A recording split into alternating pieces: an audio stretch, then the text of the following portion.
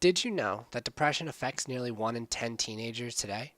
By the time I am done, I hope you will have a better understanding of the two major types of depression, the causes of depression, and some of the treatments that are out there.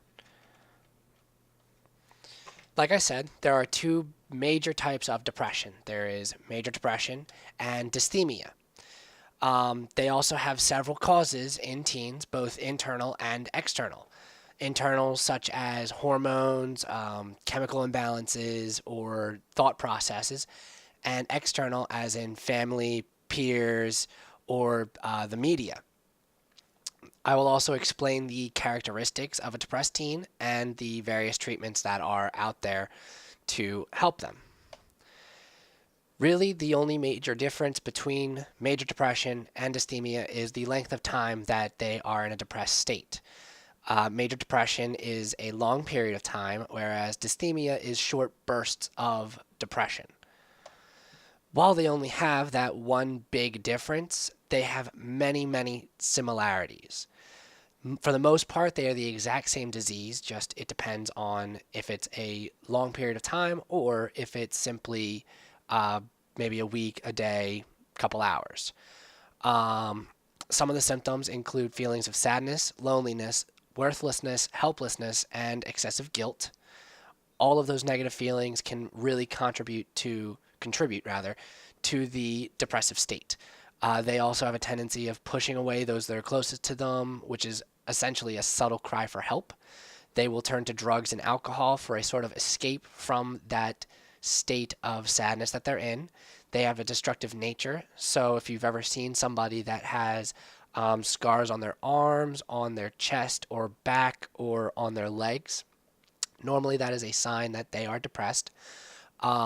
They will have a delinquent behavior where they will cause a ruckus in class. They will vandalize. It's all crying out for help for a kind of attention that they aren't getting, that they aren't, yeah, really that they just aren't getting. They have, they can have a major change in weight loss when someone's depressed. If they can either lose their appetite altogether or they can increase their appetite and just try and eat through their feelings. They will also develop an irregular sleep habit. They will either sleep too much or too little, which would then cause a physical exhaustion, or even if they get just the right amount of sleep, they will still feel physically drained and will not want to do anything, especially the stuff that they used to enjoy so much beforehand. They will have a difficulty coming to a decision, and they have this fascination with death where they will have suicidal thoughts or they will plan suicides or even attempt to take their own life. Some internal causes for depression are puberty, which creates all these chemical imbalances. And while the body's trying to figure out the ratio to bring back the equilibrium, the chemicals go straight to their brain and will throw off everything, making them very sad, depressed, scared. They will also have a low. Some other causes are their thoughts, their lack of confidence, their frustration due to repeated failure, or their fear of the future, the past, the present, their lack of goals, of motivation, or just the disapproval of uncontrollable aspects of personal appearance.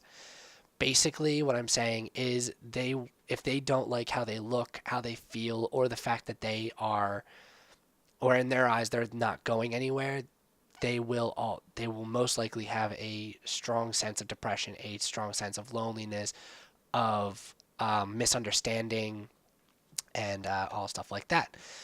External causes could be a relative that is also depressed, or a low social standing in school, work, or sports. Also, being excluded from events if they're picked last during gym, that can put people in a state of depression. Obviously, not right away, but if it keeps happening, it'll lower their self esteem and bring them into a kind of depression.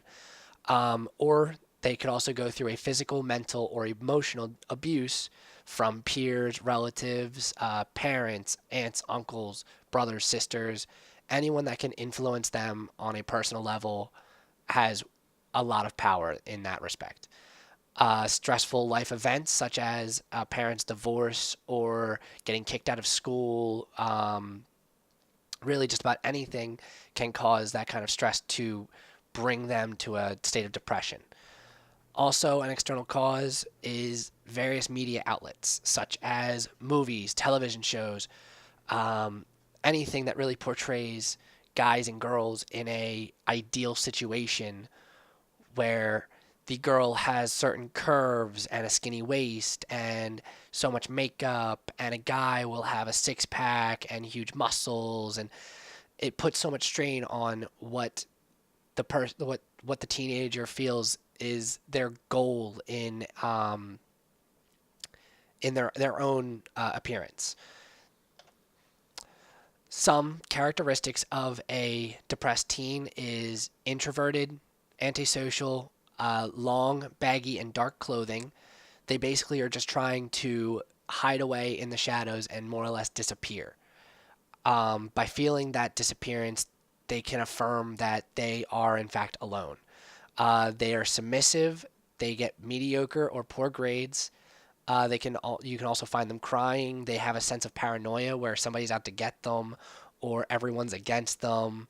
It's along the same lines of like misunderstanding, and they feel that no one kind of gets what's going on in their brain. They will show signs of self pity, or they can also come across as attention seeking. Now, there's a very distinct difference between a spoiled child who is trying to seek attention because they're not the center of attention, and somebody that's depressed trying to get the attention of a specific person to release all of that sadness. And as you can see here, there's a graph of the percent of adolescents diagnosed with depression, as per year. For the most part, it all ranges from 5% to 12%, depending on the age and male or female. Um, and otherwise, there are several different types of treatments. You can go through a medical treatment, which is antidepressants or anxiety medications, because they are very closely related.